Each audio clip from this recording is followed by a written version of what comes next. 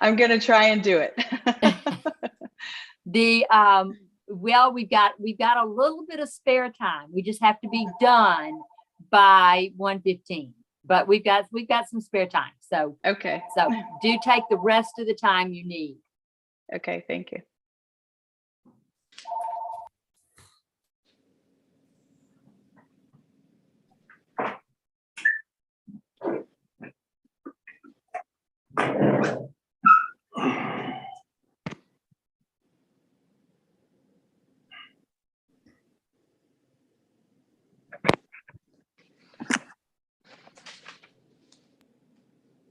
Yeah, Courtney, you're on from 12:30 to 12:50, but we don't end until 1:15.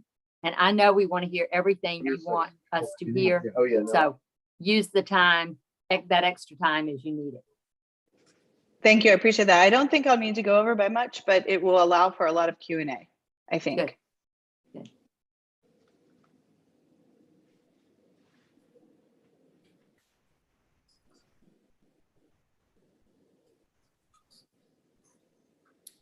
We'll get some more folks coming in here. Yeah, that's Greg, good to see you here from the Police Foundation. Thank you.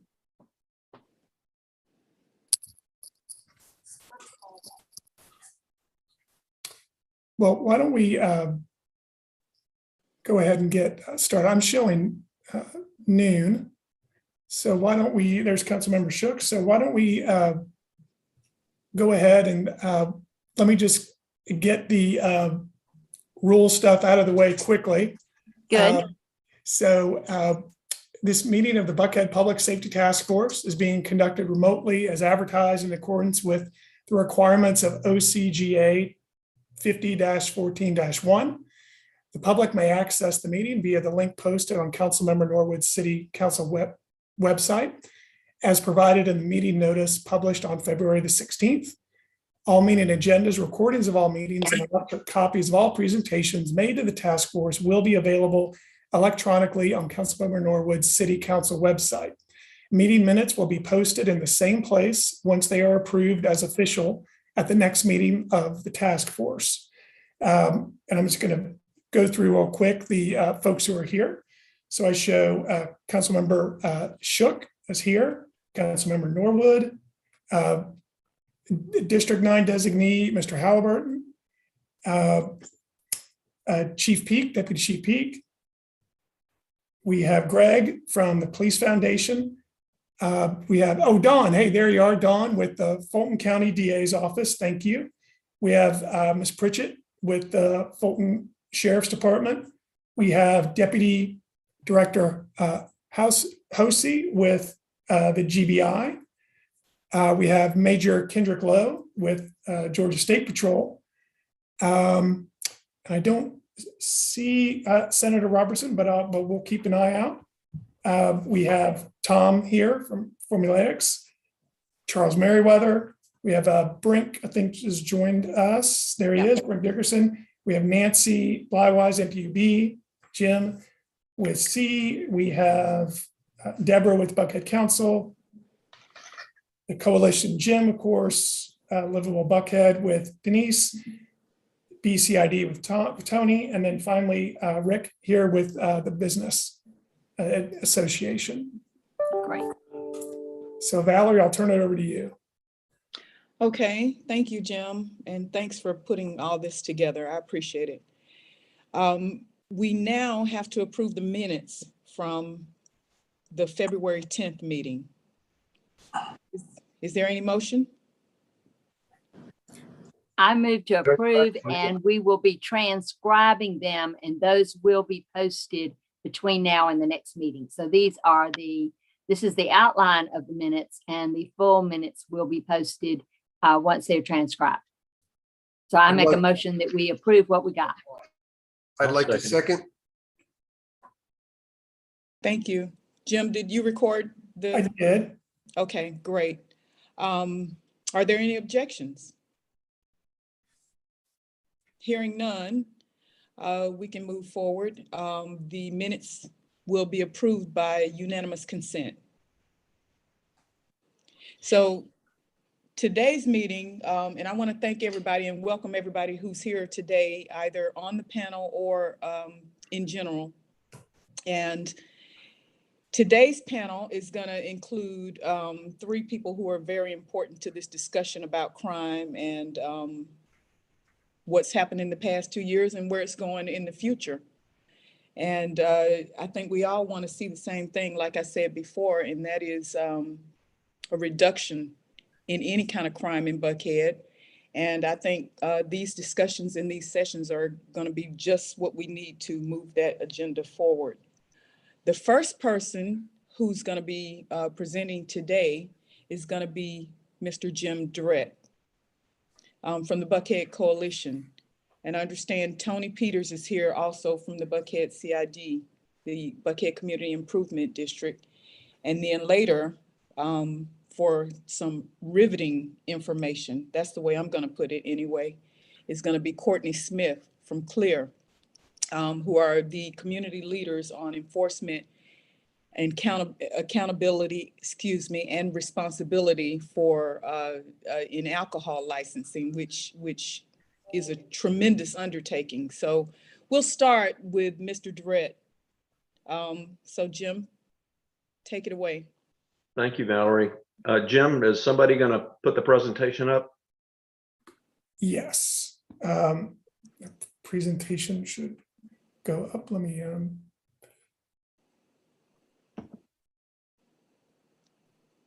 And Courtney, Tony and I will keep our part as short as we can so that you've got plenty of time, because I want to hear something riveting. Okay, so I've been asked to speak to you about the Buckhead Security Plan, which was a plan that was put together by a lot of stakeholders back in 2020, and to give you a sense of what we've been able to do and the status of the implementation of that plan. So let's go ahead and go to the next slide.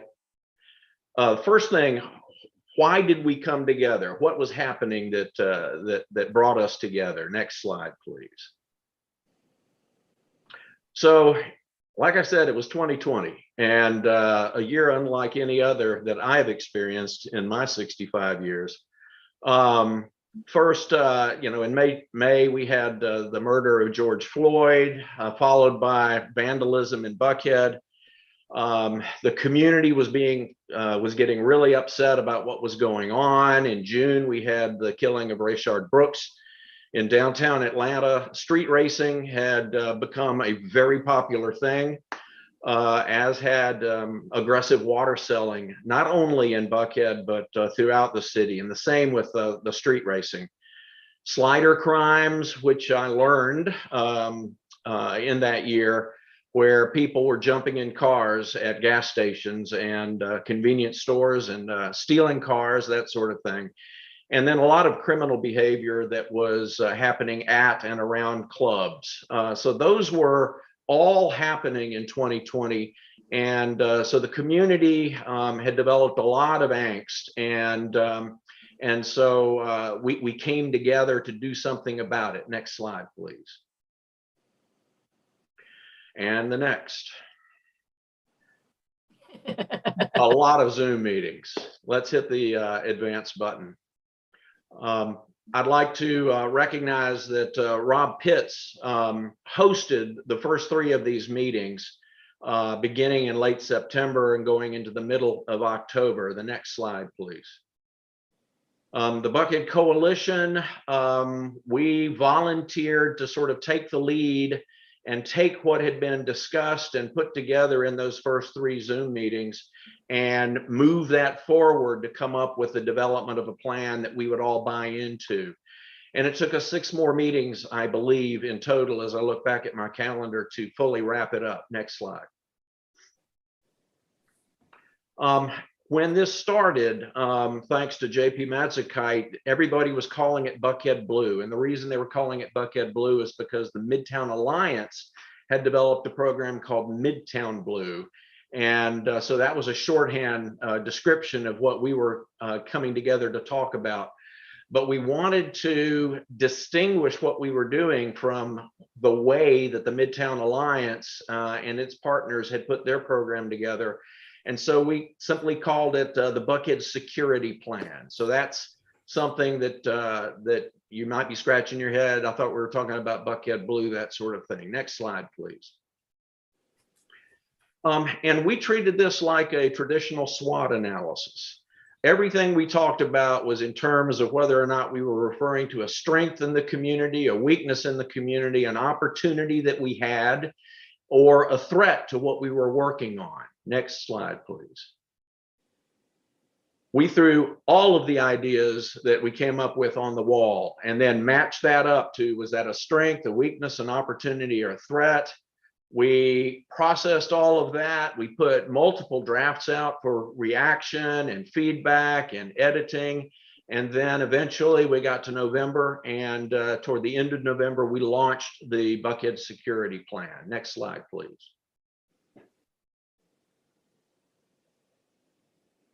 So I kept saying we. Who are we? This was truly an excellent and an all-encompassing, I believe, public-private partnership. So I mentioned the Buckhead Coalition agreed to sort of drive this process forward. It's not that we are responsible for it or that it's our plan, but we said we will put the manpower behind getting us to the end. We partnered a lot with the Atlanta Police Foundation. JP Madzikite and Howard Shook from Atlanta City Council were members of this process. In addition to Rob Pitts, Councilman Morris was at the table as we were talking this through. APD Zone 2, Major Senzer was part of this. John Keene, the Chief Operating Officer from the Mayor's Administration, was part of it. The Buckhead CID was part of it. Denise's organization, Livable Buckhead, the Buckhead Business Association, BCN, and the 3 NPUs that exist partially or all within Buckhead were part of doing this. So I wanted you to understand who was this that was pulling this together. That's the group right there. Next slide, please. So what is included in the Buckhead Security Plan? Next slide. First of all, we said, is what we're putting in this plan something we can achieve relatively quickly or near term? Are they things that we need to work on for a longer time to get them to come to fruition? And these were actions that we felt we could best take to address the sense of safety and security of everybody who is in Buckhead, regardless of whether they live there, work there, visit there. Next slide, please. And we divided the actions that we defined into 2 categories. First, would it serve to deter or enforce in real time? And secondly, were we talking about recommendations of policies that we either thought needed to be adopted or revised in some way, or procedures that were followed that maybe we could make improvements to? Next slide, please. And this is really important. The implementation is collaborative, using all resources that we were able to cobble together, both from the city of Atlanta, both JP and Howard, as well as Matt, put money into this program to go to certain aspects of it. And then we raised money either from the CID's taxes or from contributions from the community or different organizations.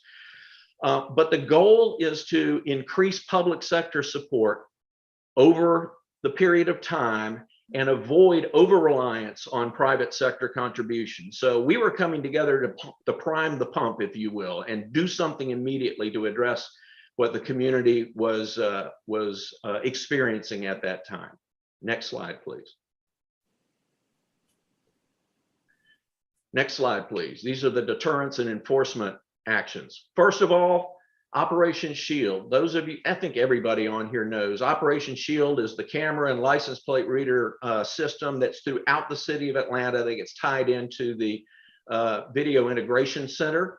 And so we said, let's expand that, not just in Buckhead, but also beyond Buckhead, if we could get the resources to do that. Next slide. We wanted to make an investment in advertising the Crime Stoppers program and putting additional money into the pot so that people would be encouraged to say, I think I know who did that. And we could perhaps have some arrests made and put an end to the escalation in crime. So Crime Stoppers investment was something we did. Next slide, please. Supplemental security patrols. Could we invest in hiring off-duty, second job police officers in police vehicles to patrol specific parts of Buckhead to provide an added layer of deterrence and enforcement of the law? And so we'll talk a little bit more about that. And the reason I've got asterisks on numbers 1 and 3 is we'll go into detail on these. Next slide, please. The Clean Car Campaign. This was something that existed, but the question was there something we could do to ramp it up? Because a lot of the crimes that were happening were partly the responsibility of people who were parking their cars in Buckhead and not securing valuables or leaving their car unlocked, things like that. And so there were plans, and we had begun to roll them out, and Denise Starling and Livable Buckhead were really leading the charge on that. But we wanted to examine that program and see if we could tweak it, beef it up, make it more effective than it had been at that point. So that was the fourth element of deterrence and enforcement. Next slide, please. And then, were there any opportunities for us to examine potential new technologies that could be brought to bear on deterrence and enforcement? And Lenox Square, I have that up there because they have been pretty darn vigilant about trying everything they possibly could, including new technology and thinking about new technology.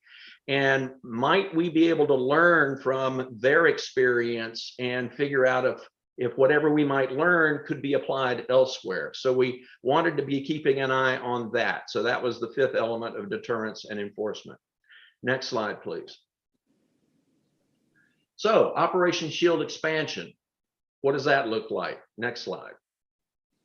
First of all, we wanted to deploy more cameras and LPRs than were out there already. And let me tell you, there were already a lot of cameras and LPRs out there. And so we requested that people, oh, and the other thing I should share with you, sorry, I didn't make a note of this. We were running everything through the Atlanta Police Foundation to fund this because we wanted to encourage people, if making a charitable contribution for tax purposes was important to them, we wanted to have that opportunity. So we set up this program at the Atlanta Police Foundation. Greg McNiff, thank you for your help, and Dave Wilkinson. And so contributions were made. And then we worked with the Atlanta Police Department to identify where the most critical gaps were in the existing Operation Shield network. And so far, we have deployed an additional 60 cameras or LPRs in the system within and around Buckhead. Next slide, please. Second point. There were problems in 2020 and beyond, and before that even, with the software and hardware system that would allow the integration of private cameras into the system. There had been some plugged in, but for various reasons, we could not add additional private cameras into the system. You should know that today there is a technology based right in Peachtree Corners. I think that's where it is, Greg. You can correct me if I'm wrong. Fusus. And using Fusus and this new program that we're pushing out called Connect Atlanta, we are inviting the private sector to bring their cameras into the system. It's a lot easier than it ever was before, and it's a lot more cost effective. And that gets us to number 3, if you could advance the slide. Once we upgraded the components needed, the software and everything, can we go to the next slide, please? Then we could go back out to businesses and communities and say, we've got everything fixed, and recruit people to put their cameras into the system. We just put an update of the security plan out to our networks, and in that update was the announcement of this program, and we're going to be further recruiting additional people to bring their private cameras into the system. Next slide, please. We also need to make sure that the city is maintaining the existing camera network throughout the city, and so that was an important part of this. And then finally, I think, next slide, ensuring that the Video Integration Center is staffed and managed optimally.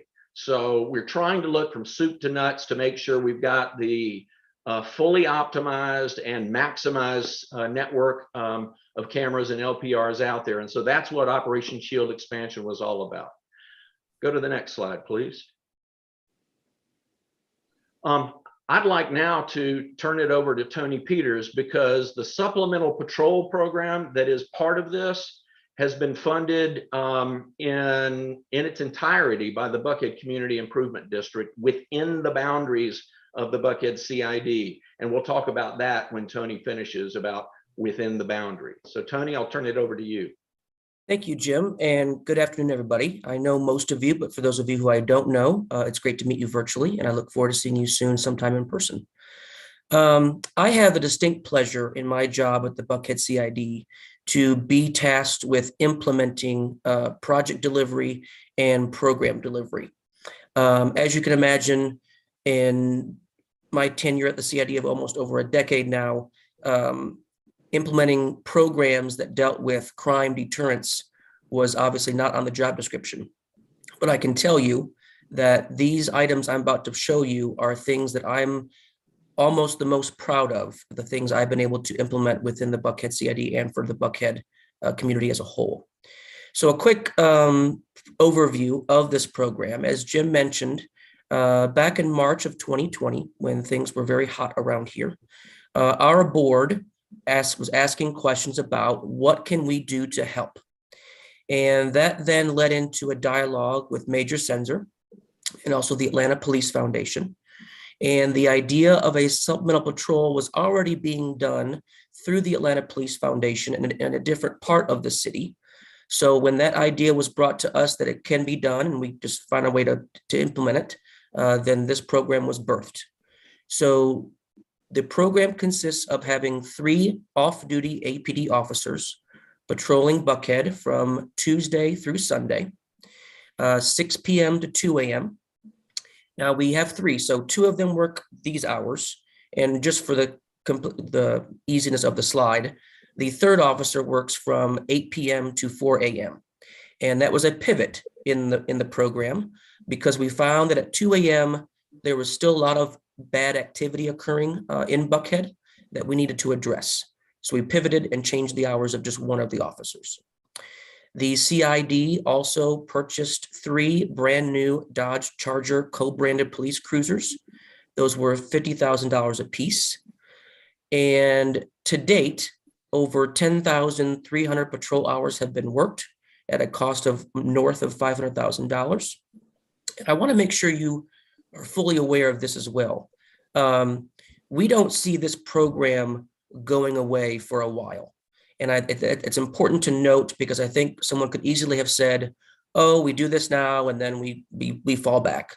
And the Buckhead CID has decided this program is too valuable. The feedback we've gotten from this in partnership with Major Senzer has been incredible. And so the CID board in January of this year fully funded the program for all of 2022, just for your comfort level. Next slide, Jim. I wanted to put these up here just to give you some images. Obviously, the bottom 2 photos are highlighting the first 2 police cruisers that we purchased. And you can see the Buckhead CID logo to the left of the Atlanta Police logo there. And I want to highlight one thing about these cars.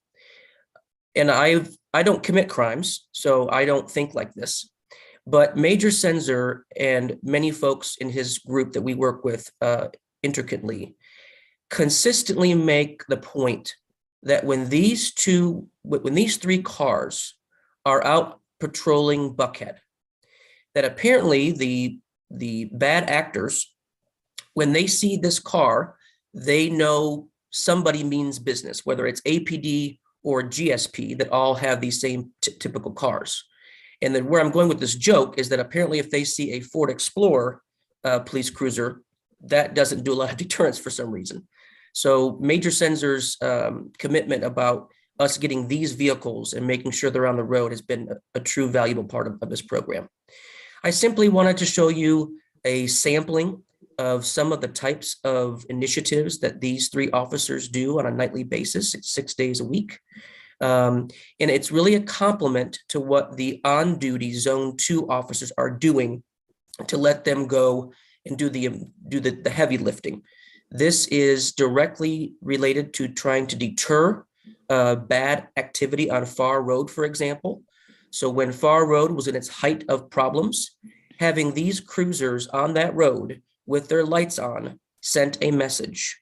And I'm happy to report today that through this program, Far Road is no longer the huge hotspot of problems that it was in 2020 and into 2021. And Major Sensor, of course, is the one we get that info from directly. But I just wanted you to see a sampling of what these officers are doing on a nightly basis. Next slide, Jim. I also want you just to see a sampling of what these officers physically have to input into an app that Greg from the APF put together so that we can make sure that what we're doing is meaningful. So this is a sampling of what has been typically inputted during their shift. And I just wanted you to see a sample of what that looks like. Jim, next slide. Back in March of 2021, because of our great relationship with Major Sensor, we typically, whenever we meet with him, always end it with, hey, what can we do better? What can we do more of? And Major Sensor, because of his background as a bike officer in his early days, mentioned to me that it would be great if we could find a bike patrol. So once again, the Buckhead CID was able to prop up with an investigator, Kendu Franklin, who runs the program for us. And we have 4 bike officers who work Monday through Friday from 10 a.m. to 6 p.m. And their job is to do what's here on the slide.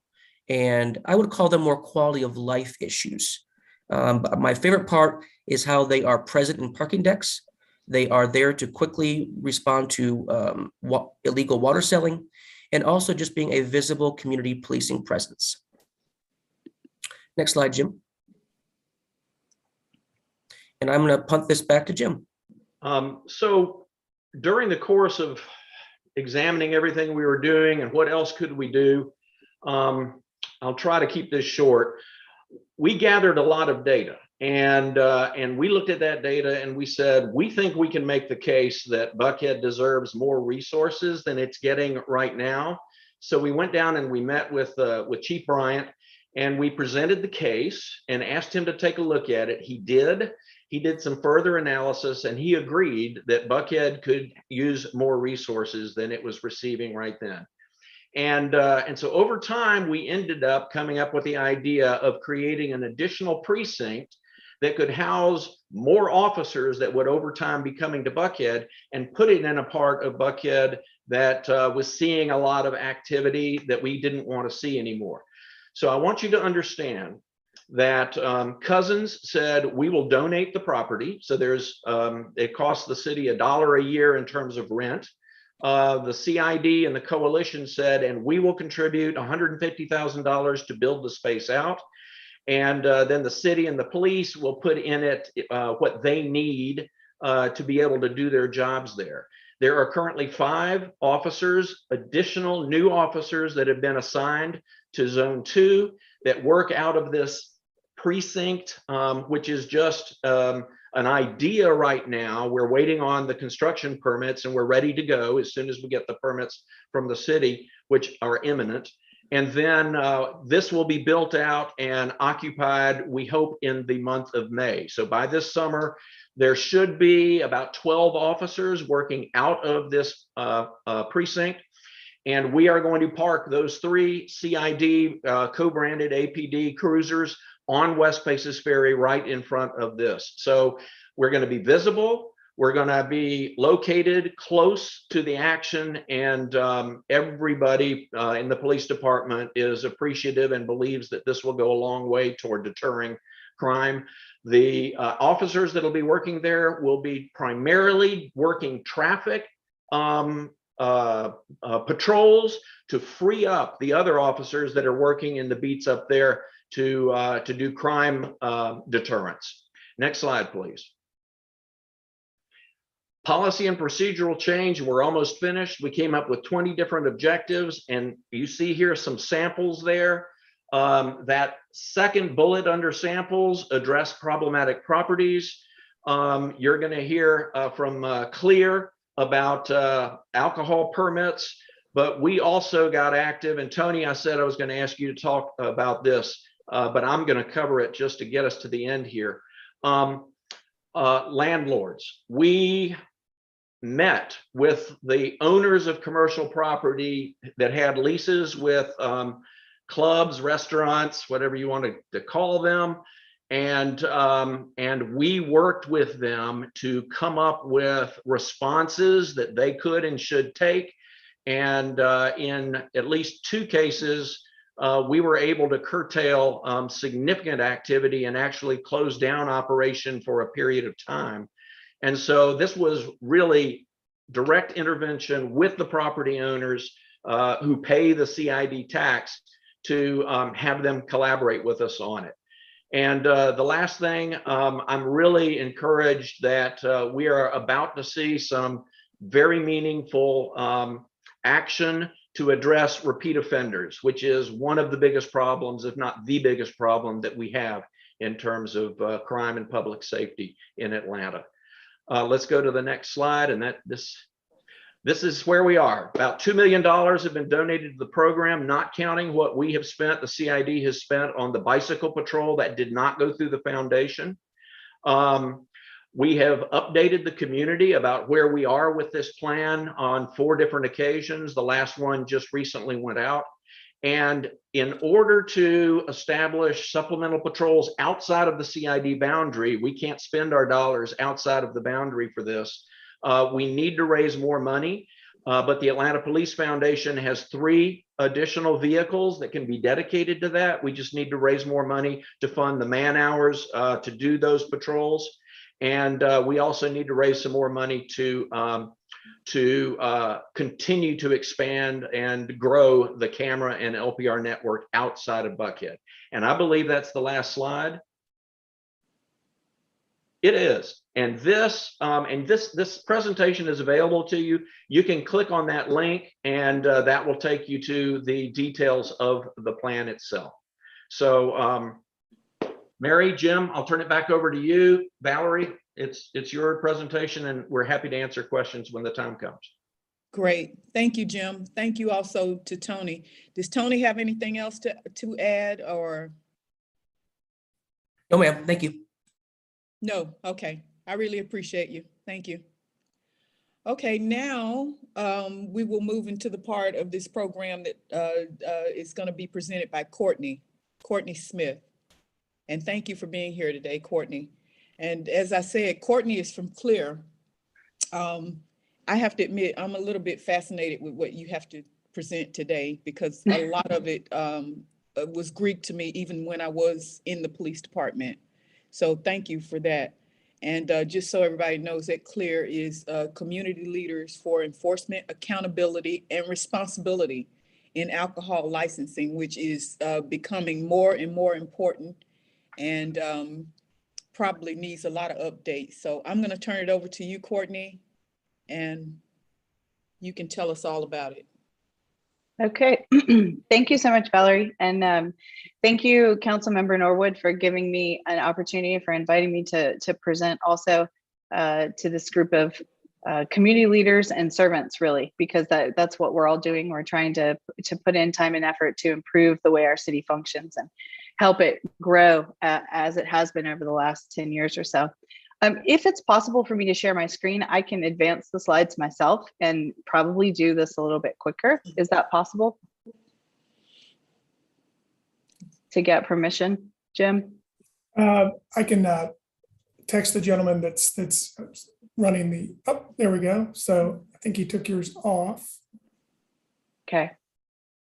So let's see if you can share your screen.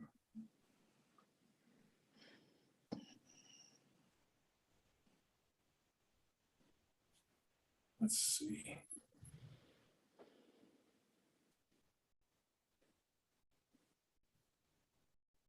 Is it giving you an error message? Yep, I'm good now. Okay. I just kept refreshing it over and over again. Okay, here we go. So everybody can see that all right? Yes. Yep. Okay, good. All right. So my name is Courtney Smith, and I serve as chairman of a very special group of people that I'm honored to work with. And we named our group CLEAR. And as Valerie mentioned, that stands for Community Leaders for Enforcement, Accountability, and Responsibility in Alcohol Licensing. It's quite a mouthful. CLEAR is a lot easier. But we formed because we are all what I would consider subject matter experts on alcohol licensing within our communities. We hold leadership positions where we are reviewing applications and then working with public safety partners and elected officials to respond to errant operators. So that is who we are, but a bit more background on where I come from and how I ended up in this group is that I have served as the License and Permits Committee Chair in Midtown for 4 years, and I currently serve as the Midtown Neighbors Association President and Vice Chairman of NPUE. So that background is all to tell you that I have experience in volume and some problematic operators, and my partners in CLEAR have a similar experience. So combined, we consider ourselves fairly knowledgeable. So what I'm going to do today quickly in 20 minutes, and then hopefully get to some Q&A, because I imagine you have a lot of that, is frame the problem, which we all know parts of, try to frame it holistically, talk about where the city has gone in reform over the last couple of decades to where we are today, and then how we're going to go forward to correct the problem. But before we can really talk about where we're going to go, I think we need to have an alignment on the ultimate goal. So what I want to make incredibly clear, and we joke about that with the name of our organization, is that the goal here is to promote, nurture, and support a really healthy, vibrant nightlife in the city of Atlanta. I think when you start talking about alcohol licensing reform, sometimes people can quickly move into this tone of us versus them, trying to push out, close, or eradicate or disallow the opportunity for businesses to be profitable and thrive, in the nightlife realm. And so I want to make it, I want to make sure that we are all on the same page, that the nighttime economy in the city of Atlanta is incredibly important. It's important to the local residents and citizens that want to enjoy it themselves. And it's a critical component of of feeding the municipal operating budget through our nighttime economy revenue. We don't believe, however, that your success as a nighttime business is in any way correlated with tolerating or allowing any kind of public safety issues, dangerous or simply nuisance, and that your responsible operation as a business owner or a licensee is not mutually exclusive with keeping a healthy and safe community. So our goal is 100% responsible operators. And I would imagine that some of you are hearing that stat and thinking, wow, that's super naive. But we are not naive. We understand that the goal is lofty. But the point is that the goal is 100% responsible operators. And when it's not 100%, we're working to resolve that 5 or, worst case 10% that are not operating with respect and collaboration in the community. Because ultimately, what we want to get to we want to get back to a point in the city where selling alcohol is treated as a privilege. I think what we're seeing right now is that the ability to sell alcohol is being treated more closely as a right. And it truly is a very profitable privilege of a business owner to be able to sell alcohol in our city. And by being a responsible operator, it means that both the business owner and the licensee, which if those who know could be distinctly different, that they're obligated to start from the very beginning with an honest application, be licensed in a category that's appropriate for the business they intend to operate, and then practice good business management. And that means being responsive to community concerns when they are vocalized to you and participating in efforts to correct them. So a little background, how did we get to where we are today? And I was hoping Councilmember Bond was going to be on the call today, but I don't see him in the list because we are missing a date, as you can see on our timeline. We've worked really hard to try to figure out when ATAG 1 was convened, but we can't figure it out. We need to go to the city archives. But what I can tell you is that the city has attempted to study, resolve, and reform alcohol licensing 2 times, and we're on the precipice of a 3rd. The first time ATAG 1 happened sometime before 2011. We'll go with that. And I know for a fact that ATAG 2 was convened in 2011. So we're over a decade since we've taken a holistic review to alcohol licensing. And for the growth in our city, that's far too long. So in ATAG 2, Councilmember Bond actually served as chairman, and a diverse group of stakeholders came together and did what we would call a 360-degree holistic review of alcohol licensing. They came up with recommendations that are actually still available today. You can find them online. It's a spreadsheet of very detailed ideas of how to correct the problems. What I would say is that many of those recommendations, when you review them, and we've studied them in CLEAR, are still applicable today. So that says a couple things. 1, we haven't solved the problems, or 2, we didn't implement or didn't do a good enough job of implementing some of those recommendations. So in between 2011 and 2020, we were dealing with bad operators. The thing is, in March of 2020, when we entered the pandemic, those problems became incredibly heightened.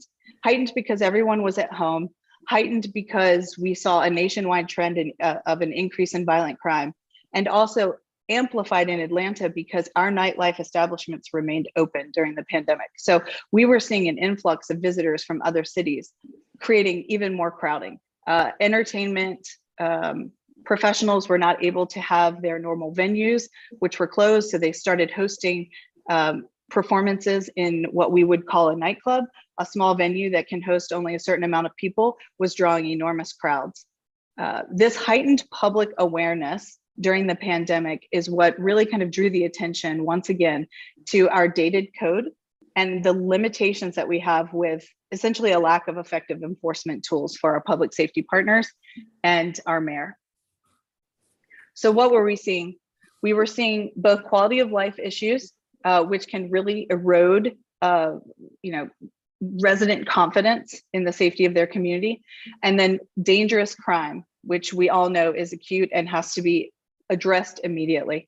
Quality of life issues are things like property theft, noise, regular noise disturbances, property owners and tenants that are not keeping a neat property and drawing code enforcement issues, traffic and parking management problems, and auto theft. And then some of the operations were escalating to far more serious crime like fights in progress, gunfire leading to homicide, crowding outside of their establishments, and crowding inside their establishments that lead to confrontation, conflict, fights, and gunfire, drugs transactions, sexual assault, battery. So as you can imagine, that center section is what was really amplifying the issue with liquor licensing during our pandemic. So when you are suffering quality of life issues and dangerous crime in your community, you immediately turn to your elected leaders and your APD and you say, do something.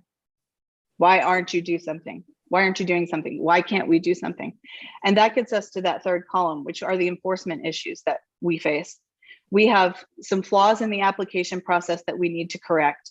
If we get it right from the beginning, we'll have fewer issues in the end. We have limited NPU power when it comes to the due cause portion of this process. We have no current temporary closure allowances in our city code. We have due cause penalty limitations, which I'll talk about in a little bit. And of course, we have outdated code that is not keeping up with the growth of our city. So as a community, or as a community leader that's hyper involved in alcohol licensing review, I reach out to all of my colleagues and I say, enough is enough. You know, we have to do something. Midtown has enormous volume and decades of experience. So do you. Let's get together. So we all agreed that we were frustrated by the imbalance. And I spoke a little bit earlier about how the balance has shifted, and it's shifted between privilege and right. And we need to get back to privilege. And we need people to understand that they have to be responsible, or their ability to profit from the sale of alcohol can be removed. And so the voice from the community is particularly important in these conversations, because if you don't know the entire process of an alcohol license, you may not be aware that the community itself, and particularly through their civic association and NPU, are the only entity that's a part of the entire cycle. We are not only part of application review, but we are also part of LRB hearings. We are part of violation identification and due cause package preparation. And then we are also the only entity that is directly impacted as these people remain open and impose on the health and safety of our communities. So what parts of the community are we talking about? Are we talking citywide, or are we talking just a certain area? So first, I want to be very clear, citywide. This is a citywide problem. This needs citywide solutions. And anything that is improved in this process is going to benefit every single neighborhood in our city. Now, there are areas of concentration, and that is how CLEAR ended up formed. As you can see from this graph that I pulled from the NPU dashboard, these are the 2021 alcohol license applications that were reviewed last year. 303 license applications reviewed, and 73% of them were in 5 NPUs.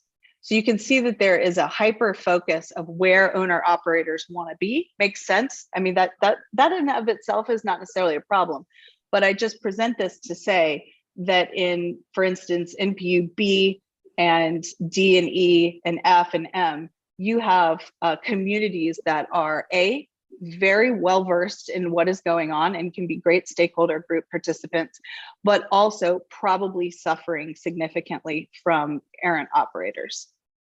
And just as a point of reference, in 2019, there were 323 alcohol license applications that went through, and 65% of them were in 5 NPUs. So this number is increasing. So how did CLEAR form? We basically connected those 5 NPUs that have a massive concentration of alcohol licenses, and with the addition of 25 neighborhood associations that signed on, created this initial wave of momentum in October, November of 2020. We said, we can be a catalyst, we can be a part of the solution, and we can get other people behind this. So we worked with City Council and APD to really study and research the parts of the process and system we didn't understand. We have, along the way, worked with some of them to make some small improvements. We've also been part of strategy discussions with the Georgia Restaurant Association, which is an incredibly important partner in all of this, because none of what we do or none of what we advocate for, do we want to be an undue imposition on good operators. This process of alcohol licensing review needs to be holistic in order to address outdated, protracted, slow, inefficient parts of the process for the good operators, as well as addressing enforcement tools for bad operators. So it is to make the whole system healthier, not just address bad operators. So today we have some pretty sizable momentum. I was happy to know that many of you have heard of what CLEAR is and what we're doing. We have over 232,000 citizens that have voiced support for our movement. And we are happy to be partnered with so many of you, like those today on this call, to make these improvements. So quickly, where are we today? So 2021 CLEAR formed. We immediately asked for a holistic overview of policy by way of communication to the Mayor's Office, City Council, and APD. We were happy that days later, we were partnered with Council Member Michael Julian Bond to pass the ATAG-3 legislation, and we have advocated for quick appointments since that legislation passed. In the course of 2021 and prior to ATAG-3 initiating, we have also been supportive and part of a few enhancements that I think are worth mentioning. I think many of you here have heard about them. One was working with the APD to prioritize the license and permit department in their staffing. So APD was able to work with us and City Council to place 5 additional staff members into that unit, which was critical, some of which are civilian. And I think that's an important part of the strategy going forward. We also supported Councilmember Ide in passing 3 important pieces of legislation in 21. One is a new CPA certified submission with an applicant's renewal, justifying the fact that they are a restaurant and that they have, the appropriate distribution of food sales. In the same vein, we also supported the passage of a forensic audit tool where the city's CFO has the right to perform a forensic audit on up to 1% of restaurant licensees that that are exempt from distance requirements. And then the third legislative piece that we supported Councilmember Ide and participated significantly with her in is the series of quick fixes that you may have all seen that got passed in November, which most specifically helped us clarify the function of the LRB. So here we are today. We are on the precipice of ATAG 3. I'm happy to report, I was very happy that this happened in time for this presentation, that ATAG 3 has announced its first meeting. It will be March 2nd, will be the first convening of ATAG 3. And we believe that we will have at least an initial set of recommendations produced within the first 6 months. Now, why 6 months? I mean, that sounds like a long time. I agree with you, but it's because this problem is complex. There are 4 major stakeholder groups in liquor licensing. Community, we've already spent a lot of time talking about, critically important. You also have industry members, which are all of your licensees in the various categories and sub-industries, from package stores to hotels to convention centers to restaurants, lounges, bars, and nightclubs, open air cafe. You also have distributors that are a major part of this entire system and cycle, and then all of the legal counsel for both the LRB and the city, and all of the individual applicants that come through.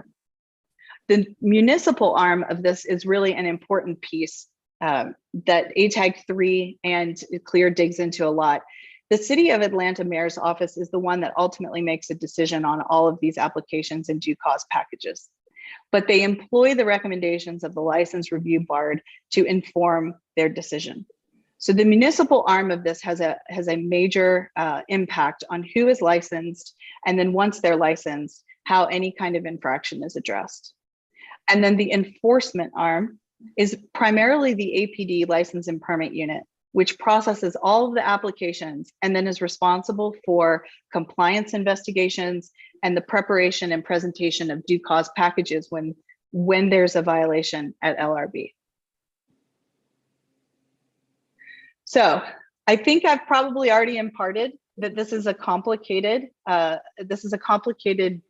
universe, and it will require complex answers. I think we have all heard that quote that is on the screen right now over and over again for a couple years now, that the problem is that a business is licensed as a restaurant, but that it's really operating as a nightclub. And I want to say that is 100% true. It really is, but it is somewhat of an oversimplification of the circumstance. And there will not be a quick fix to this problem. And I think we all need to be very prepared for that. It won't be quick, but it also won't be simple. So it's going to take us a year. I feel like it's going to also be a layered and complex set of solutions. ATAG 3. And this is where I get to this critically important alcohol technical advisory group. Like I said, it is the 3rd rendition of this group with all new participants. And the point of ATAG 3 is to convene all of the representatives of all of the different stakeholder groups to take a holistic look at both policy, or all 3 policy, procedure, and code to produce thoughtful, well-vetted solutions that neither overly impose on any one particular group unfairly, but are also recommendations that are easily passable and implemented quickly. You cannot change one part of code without it impacting the policy and procedure that is meant to implement it. And you often cannot change policy or procedure without providing them with the code to make it allowable. So all of these things are intertwined and they have to be changed in a symphony. ATAG 3's composition is as described in this graph, but as you can see, crosses the gamut of stakeholders that would want to have some influence or participation in the discussion of these significant changes. There are currently 16 appointees that are pulled from these groups and have been adopted by City Council, and we will all meet on March 2nd for the first time. In order to do this work, I think we need to all agree on being prepared in a particular way. I'm going to run through these really quick. As I said, we need to accept that these solutions are complicated. We also need to acknowledge that the current system at each stage, so every stakeholder group, is not functioning to produce its best outcomes. We need to be prepared for change at each one of those stages. And we need to remain open to creative solutions, and most importantly, a possible need for additional funding in order to make them happen. And the last two bullets on this slide are critically important. We need to accept and allow for this to be an organized process where there is a single stakeholder group, ATAG 3, that is evaluating the full sphere of problem and coming up with a cohesive answer of solutions. Those solutions will require the mayor to make certain policy change. It will require City Council to pass certain legislation, and it will require APD to be willing to adopt and shift the roles and expectations of individuals in certain departments. But the last bullet, I might say, is the most important, which is that we have to keep the momentum, not just to get a list of ways that we can actually solve the problem, but to go in and do it. So in my opinion, the number one recommendation that's going to come out of ATAG 3 is going to be the mechanism by which we hold the implementation accountable, whether that is a small body of people that continue to meet to make sure that we move it forward, or some sort of reporting accountability to City Council and the mayor. So just to get into the weeds a little bit, so we don't have enough time on this call, or we wouldn't have enough time in this whole day to get through all of the problems, the very specific molecular problems that need to be fixed. But what we think, in Clear, we think that policy, procedure, and code are tools that can be used to fix two phases of alcohol licensing. One is application and the other is due cause. The application process can be improved in these various ways. Tech and modernization of the process on both the front and the back end. We need to improve the timing of the applications when they come through for community review and when they're responded to by the mayor. We need to give APD's license and permits unit app-based and dashboard support tools so that they can quickly access information and not be mired down in arduous research in a paper-based system.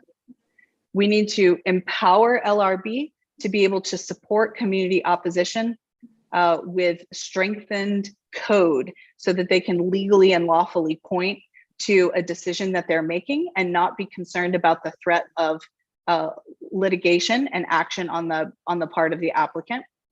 And then ultimately at the mayoral level, we need to have an understanding with the mayor and his office of the required timeline for action on an application, so that applications are no longer allowed to time out, which I can get into if you all are interested in, but it is a point of exploitation by bad operators where they want to avoid a denial. And so they just simply allow an application to time out. And we need the mayor's office to understand that their action in a very timely and swift manner is critical to keeping the nighttime economy healthy. The second phase of where we think there are needed improvements is in the due cause challenges. Currently, when you have a bad operator and they are cited, the APD can put together a due cause package and present it to the license review board, which is an important part of the cycle because a licensee has the right to be present, to answer to their citation and defend themselves and be part of the discussion about any pursuant penalty. The LRB can invoke suspension, revocation, or fine in the case of a guilty decision. And suspension and revocation can vary from 2 to 180 days. It's a pretty wide span. So you can see that over the last 12 months, the average suspension has been 10 days. So not as long as you would imagine it would need to be punitive, really. And while City Council did pass recent legislation that invokes revocation upon a first offense, it is really very rarely used. In fact, revocation is rarely used in general, and it's even more rarely used on first offense.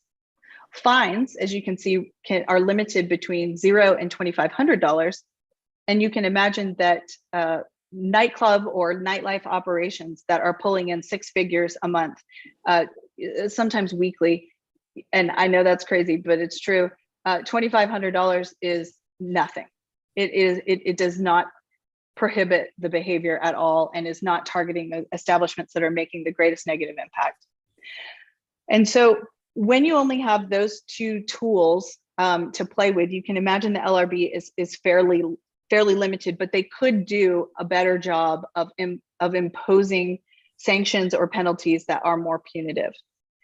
And then we get to the section called what we call gameplay, which is sort of the exploitation of loopholes when it comes to the due cause process. And one of the, just as by way of an example, there are four. One of them we call, new agent clean slate. There's this tricky element to liquor licensing where the responsibility of any infraction is completely pinned on that individual agent and not the business itself. There are a couple instances where it gets attached to the address, but for the most part, if you have an agent that is that has a license revoked, you can reapply with a new agent and have made no changes to the operations of your business. It's a new agent. It's considered in some ways a clean slate. We have recently had an application come through that the husband was denied, and so he simply reapplied with his wife's name, same business operation, just his wife as the agent. And there really is not anything in code today that can stop that. We need to improve code.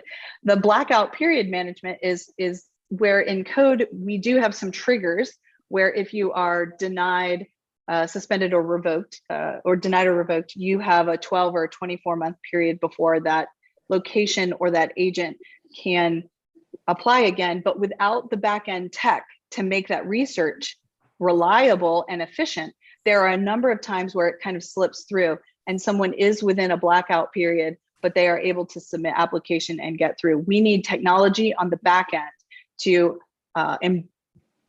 bolster the APD license and permits unit to be very accurate in that research.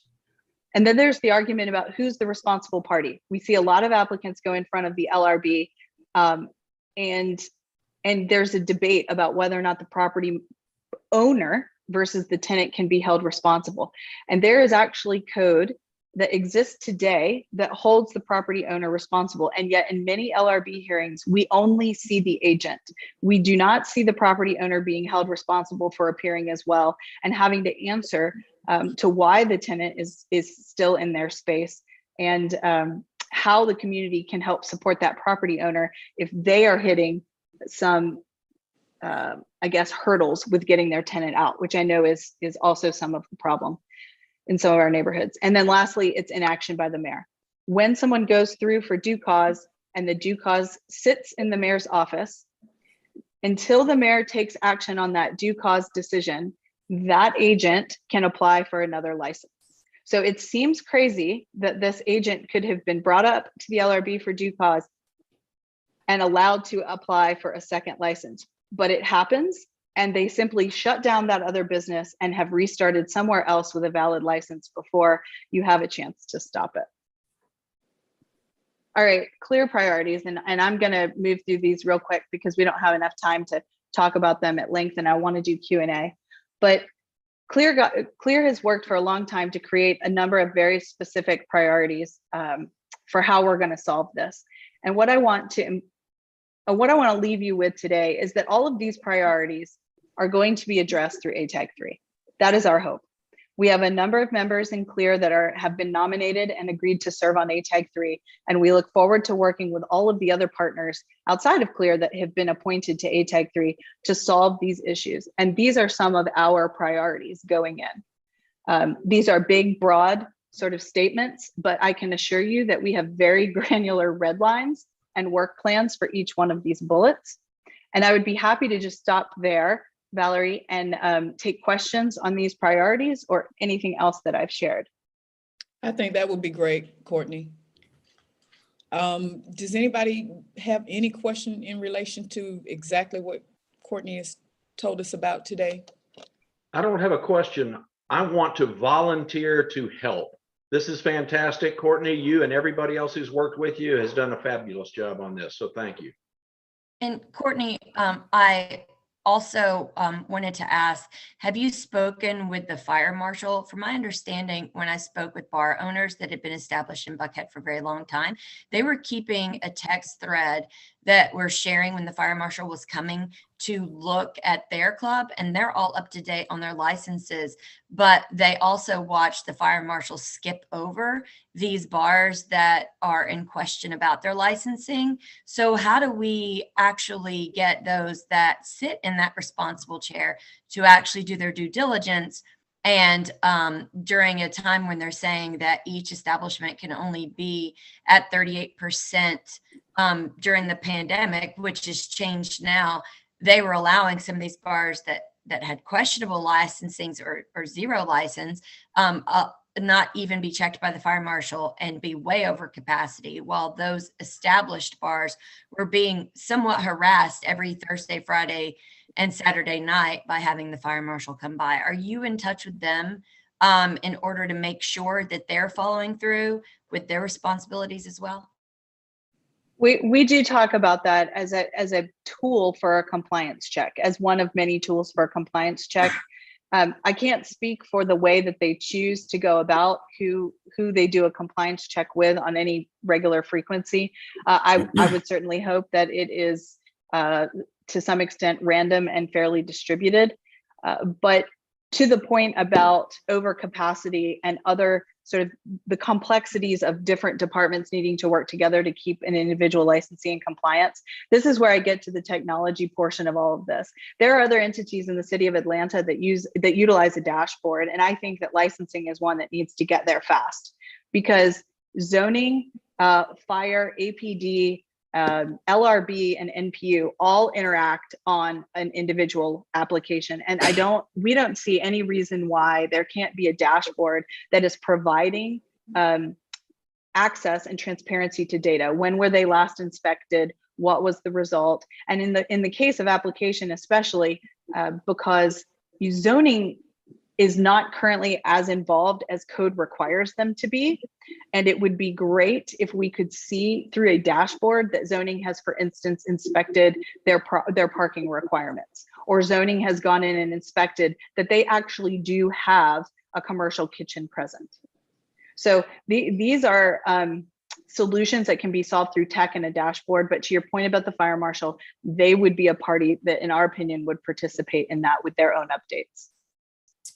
Hey, Courtney, I have 3 questions, 2 short and 1 a little bit longer. First of all, do you guys have draft legislation? We have a red line to code that we're prepared to use in ATAG 3, but it needs to be vetted by a diverse group of people, including GRA and various different appropriate attorneys. Okay, I would love, I don't advocate that I'm an appropriate attorney, but I am an attorney, and I'd love to see it if possible, because I've thought through some of the legal arguments that we get about what we can do and what we can't do in terms of regulation. So I'd love to see it. Secondly, have you guys thought about in this proposed draft mandating things like tips training and de-escalation training and things like that are available that currently are, some people do it, some people, it's best practice, but it's not done widely. Yes, so you might know that on the application, they are required to indicate how they will train their staff. But to further your point a little bit more, we are strong proponents of training for the actual agent themselves. So tips training applies to the agent. I mean, the agent would go through it as well, but it mostly is applying to serve staff and various expanded employees of the actual business. What we would like to see is extensive Chapter 10 training for any agent, so that they aren't just simply asked at LRB, have you read Chapter 10 and do you understand it? And they say yes. they actually have to prove through the execution of a training program that they have been trained on their obligations to the city of Chapter 10. And there would be some sort of certification program before they could get their license. The last thing is, I don't know that this helps you in terms of the dashboard much, but the city does use the Acela system, and zoning and planning are certainly integral to that. It would not be at all hard for zoning and planning to make entries into the Acela system for every bar in the city, documenting their validation that it meets code and other things that you think are important. And that system exists. I don't think it would take much programming to do it, if any. And so it would be a low barrier to entry. Yeah, that's a great point, Brink. All of us that are in community work use Acela all the time, mainly for zoning related things, but there is a component of alcohol licensing that is zoning related. I know that they have transitioned to a digital application for licensing, and it is powered by EnerGov. So a major focus for me, I am nominated to serve on ATAG 3, will be discussing tech and creating a subcommittee to evaluate the various tech platforms that are in place today that can be, that are complementary to one another, or if there needs to be simply a restart with a fresh platform that licensing can use. EnerGov, and this is an interesting point as well, the state of Georgia is going to a universal application for alcohol licensing. And I think the first question I will ask is, can the city's Office of Finance confirm whether or not EnerGov syncs with the universal app at the state level? If it does, we need to be aligning. And if it doesn't, we need to ask why we went with the EnerGov platform before we invest any further in developing a digital backend with EnerGov. Courtney, I've got two quick observations and a question for you.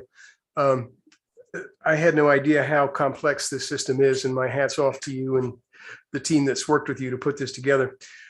Secondly, I was your guinea pig this year. I was the guy who applied for a liquor license, a one-day license for the Buckhead business, Taste of Buckhead. And the 300 steps that I had to take and the 20 offices I had to visit were understandable. They wanted to know who I was. But when two different departments lost the checks that we had given to people by hand, I really got the impression that the system needed upgrading a little bit. And, why can't you use a Visa card? So if you want to talk to me about my experiences, I'd be happy to talk to you offline. My question is, can you tell us how close this system might come to a 3 strikes and you're out kind of a policy? I submitted that question to our committee chair after our last meeting, and it's just a common sense kind of thing. I don't know if it makes sense for alcohol establishments, but gosh, if they do something, if they screw up 3 times, maybe they should lose their license. There is okay, so to your point about being able to pay online, 100% agree. That should be a possibility today. I believe that it is a function that is currently in it. It looks like it's a function you can use on the website today, but actually when you go to use it, it's not employed yet. So it is awaiting some sort of clearance and vetting process by the Office of Finance. To your question about the protracted process that you had to go to, or your statement about that, I would like to say that I mentioned earlier in my presentation, the role of ATAG 3 is about addressing our bad operators and the problematic aspects of code and enforcement tools that are missing to address them. But it is also equally about modernizing this process, just simply modernizing it. For all of the good operators out there that we want to be incredibly supportive of, and to simplify it to some degree where we can. It is protracted, it's long, it's confusing. It forces you to have legal representation because it's hard to navigate as an individual small business owner. We could improve a lot of that. And to your final question about Wait. 3 Remind strikes. me what your question. 3 strikes. Okay, so 3 strikes is an escalating condition in code today. So if you go to code and you look at the section about due cause, you will see that the fines increase based on your number of infractions. Here, I will point out to you 2 challenges. One, when someone has multiple infractions in a single given, let's say, occurrence. So you've had something happen at your business and you've actually violated in 3 or 4 ways. Is that considered your first occurrence at LRB? Or is that considered your 3rd or 4th and you've now advanced in one single hearing? We need to talk about that and address that certainly in a fair way, but in a way that makes the response to an infraction commensurate with what happened on the property that night. Because for instance, if you had some sort of gunfight at your location and that's treated as a first occurrence, just like someone who didn't renew on time, that does not seem appropriate and balanced. 3 strikes and you're out, technically like a forced revocation. I don't know if code actually says that, but I can imagine that it will come up in ATAG 3 discussion. All right, well, I'm going to jump in here because I want to see if you can clarify this for me before we get out of here, Courtney. Is that to Rick's point about the 3 strikes and you're out, I found out that when people have to go to the Licensing Review Board maybe twice and they feel in danger that they may have a 3rd infraction, be accused of a 3rd infraction, they usually will go back and change the agent, which I didn't even know was possible. They will change the agent on the application and then they start all over again.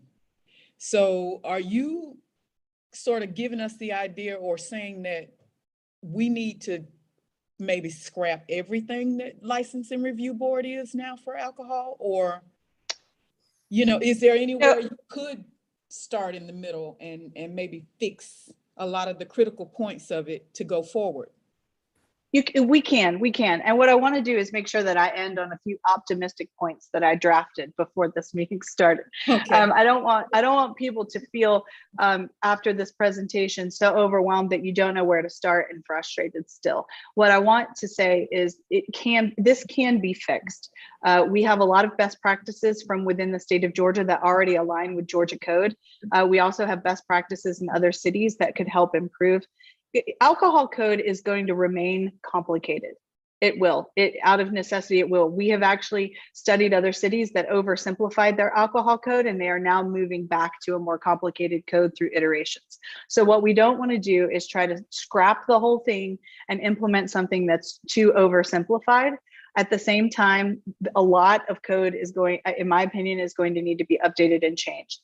To your point about the agent trick, I think what will fix a lot of that from like a big statement is to start holding the business itself accountable or tied to the license, rather than just an individual agent that they can essentially chuck and put in a new one that is sort of willing to turn a blind eye to their bad operation. And here we go again for another cycle of due cause.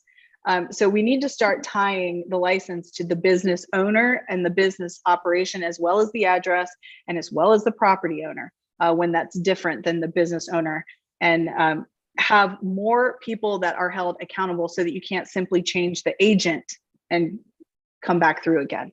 And that again is what, a policy and procedure issue? That is policy, procedure, and code.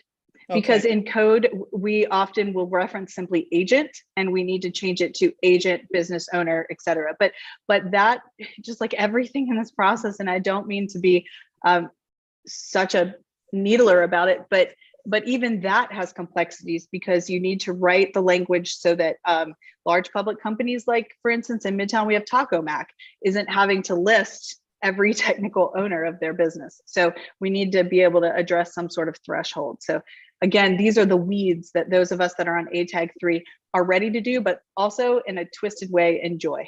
I'm surprised by how much I like talking about alcohol licensing, and I'm happy that the other 9 people on Clear with me love it too. I'm surprised how much I've learned in the last couple of days about it, and I thank you for bringing this forth. And I hope we'll get a chance to talk about it again sometime soon.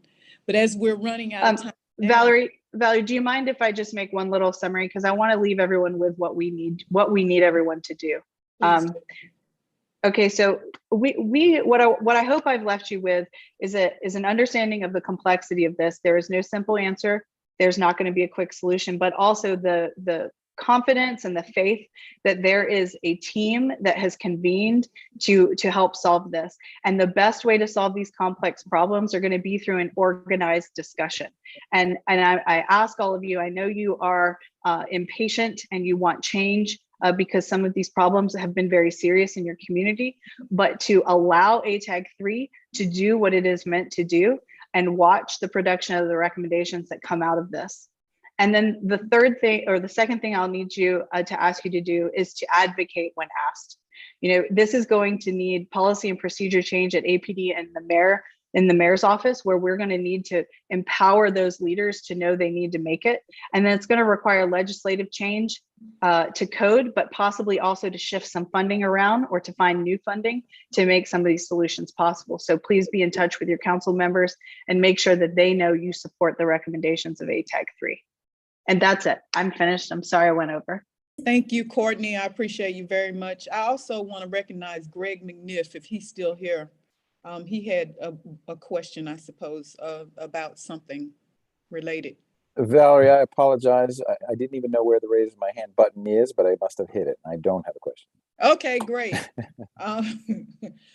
Well, since we have gone a little bit over, and I want to thank everybody who stayed here and hung in here for this, because this whole thing about licensing, and of course, everything that came from the Buckhead Coalition to update us on the plan, the safety plan for Buckhead, all these things are very important in how we can address some of these issues that are present and current now. Hey, Valerie, can I ask a quick question before we adjourn? I know we're running over, but it's a follow-up on last meeting. Sure, Britt, go ahead. And this is for Chief Peak. Chief Peak, I asked last week and you weren't sure of the answer. I want to ask it again. How many uniformed officers are assigned and eligible for patrol in Zone 2 currently?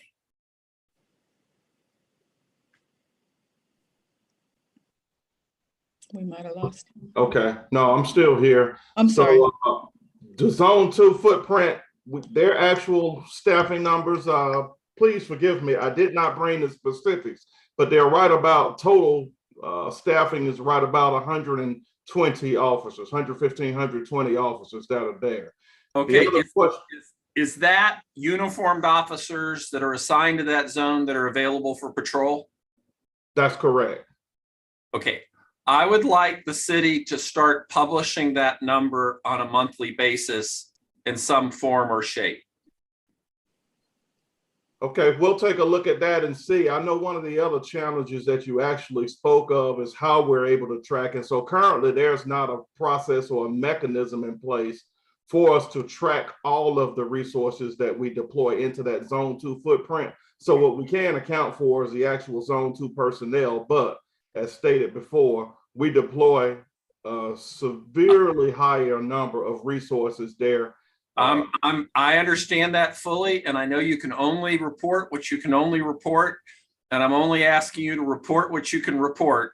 And my understanding from my friends down at 226 Peachtree is that you guys do have on a daily basis a current number on uniform officers eligible to be on patrol who are assigned to Zone 2.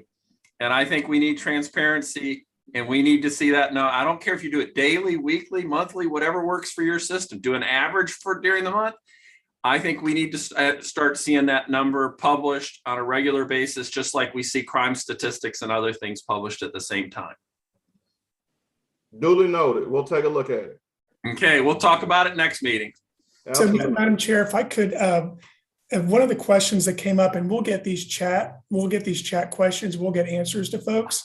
If you have questions, please email me at it's in the chat, but you guys, jqelgar@atlantaga.gov. I know I send you guys a bunch of emails about this, so just respond to one of them. March 8th at 6:30 will be our next meeting, and it'll be on Zoom as well. And one question was, is anyone from Buckhead on ATAG 3? And Councilmember Norwood has nominated Zach Gober, who is NPUC's chairman. And then the only other item would be to close the meeting after Councilmember Norwood. I'm looking at the chat. Courtney just said that Nancy Blywise is also part of ATAG 3, and Jane Rollins, Right. who is in Lynn Ridge Martin Manor. So we have several people. Thank you, everybody, for coming. We are now at 1:23. It was worth it all day long to be 8 minutes over, and have a grand weekend. And we look forward to seeing you back here at the next meeting. Thank you all. Jim, say the name of the date of that next meeting again, please. March 8th at 6:30 p.m. We'll have that information out to everyone. Thank you. Thank you. Thank Bye. you. You all.